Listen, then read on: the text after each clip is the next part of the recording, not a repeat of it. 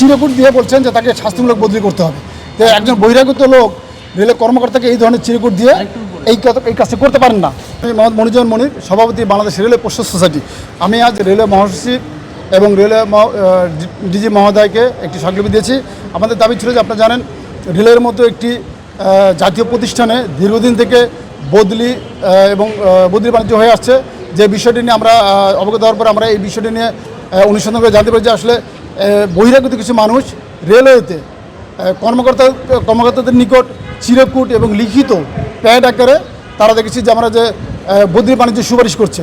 রেলের মতো বিভিন্ন প্রতিষ্ঠান আপনাদের রেল কিন্তু আসলে যেটা বলা হয় বাংলাদেশের রাজ্যের মধ্যে রাজ্য, অর্থাৎ রেলের ভিতরে কিন্তু আরও 14টি ডিপার্টমেন্ট নিয়ে একটু বাংলাদেশ রেল গঠিত। আমি এটাকে কারিগরি প্রতিষ্ঠান, এখানে যে কাউকে ইচ্ছা করলে যেখানে সেখানে বদলি করা যায় না। পাশাপাশি আরএনবি জানেন যে বাংলাদেশের সংবিধান যে একটি শৃঙ্খলা বাহিনী, সেখানে কিন্তু আসলে বহিরাগত হস্তক্ষেপ করার কোনো সুযোগ নেই। কিন্তু আমরা লক্ষ্য করছি বহিরাগত একজন আয়কর আইনজীবী তিনি চিরকুট দিয়ে এবং প্যাড দিয়ে লিখিত করে কিছু কর্মচারীকে বদলির সুপারিশ করেছেন, যেটা আইনগতভাবে তিনি পারেন না। আমরা যদি আপনাদের একটু দেখাই যে দেখেন একজন আইনজীবী এরকম চিরকুট দিয়েছে, চিরকুট দিয়ে বলছেন যে একটি চিরকুট দিয়ে বলছেন যে তাকে শাস্তিমূলক বদলি করতে হবে। তো একজন বহিরাগত লোক রেলের কর্মকর্তাকে এই ধরনের চিরকুট দিয়ে এই কাজটি করতে পারেন না। পাশাপাশি আপনারা দেখেন এই ব্যক্তি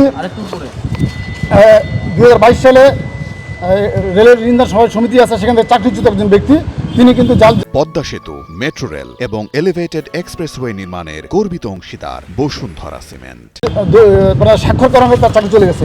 একই ব্যক্তি 2022 সালে উনি চট্টগ্রাম নিমতলা স্কুলেতে উনি চাকরি পরবর্তীতে নেয়, সেখান থেকে কিন্তু আমরা লক্ষ্য করছি যে জাল জাতির কারণে তার চাকরি চলে যায় এবং তার বিরুদ্ধে মামলা হয়েছে। এই ব্যক্তি সাম্প্রতিক সময়ে আপনারা দেখেন যে উনি একজন আয়কর আইনজীবী, উনি প্যাডে লিখে উনি কর্মকর্তাদের কাছে এভাবে চিরকুট দেন এবং বলেন তাদেরকে বদলি করতে হবে, বদলি স্থান কোথায় বদলি করতে হবে, এবং রাজনৈতিক ট্যাগ ইউজ করে যে একজন শৃঙ্খলা বাহিনীতে হবে যে সকল ক্ষমতা সে চাকরি করবে, সে তো কোনো দল করে না।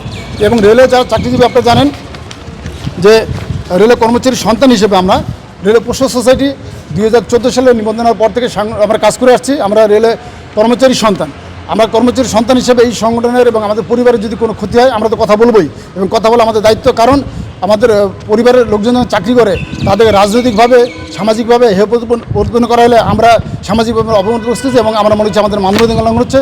সেখান থেকে আপনাদের মাধ্যমে সারা দেশবাসীর কাছে এবং রেলের মন্ত্রণালয়ের কাছে আমাদের আবেদন যে বহিরাগত যারা যে বদলি বাণিজ্য বা যে চিরকুট দিয়ে বা প্যাড দিয়ে কাজ করছে তাদের বিরুদ্ধে দ্রুত আইনগত ব্যবস্থা গ্রহণ করবেন সে প্রত্যাশা করছি। এদের কারণে কি রেলওয়ে এত দুর্নীতি অনিয়মগুলো হচ্ছে? জি, এইরকম কিছু বহিরাগত আছে যারা আসলে রেলে এই চাপ প্রয়োগ করে প্রভাব বিস্তার করে রেলে কিন্তু অনিয়ম দুর্নীতির সঙ্গে জড়িত পড়ছে। এবং এরা জড়িয়ে পড়ার পিছনে আরেকটা কারণ হচ্ছে এরা বিভিন্ন সময় বিভিন্ন টেন্ডারও অনিয়ম করে বেড়ায়, এবং এই লোকগুলোর কারণেই আমরা মনে করি রেল সুষ্ঠুভাবে পরিচালিত হচ্ছে না এবং রেল অব্যবস্থার মধ্যে পরিচালিত হচ্ছে। এবং রেলের যেটা বলা হয় যে রেলের লোকসান হয়, লোকসান হওয়ার পিছনে কিন্তু সবচেয়ে বড় কারণ হচ্ছে বাহিরের হস্তক্ষেপ এবং অবৈধ প্রভাব বিস্তার করা। Thank you.